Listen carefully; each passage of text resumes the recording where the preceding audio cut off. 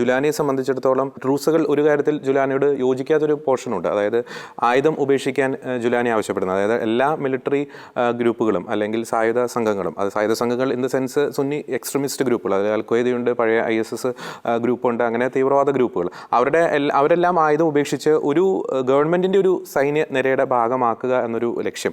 ഗവൺമെൻറ്റിൻ്റെ സൈന്യനിരയുടെ ഭാഗമാക്കുന്നത് ആരൊക്കെയാണ്? ഈ പറയുന്ന പോലെ IS, പറയുന്ന പോലെ അൽഖ്വയ്ദ, അങ്ങനെയുള്ള തീവ്രവാദ ഗ്രൂപ്പുകളാണ്. ഒരുപക്ഷെ റോബിൻ സൂചിപ്പിച്ചതുപോലെ ബില്യൺ കണക്കിന് ഡോളറിൻ്റെ ഇൻവെസ്റ്റ്മെൻറ്റ് അമേരിക്ക ഇപ്പം സിറിയയുടെ മേലുള്ള ഉപരോധം എടുത്തു മാറ്റിയിരിക്കുന്നു.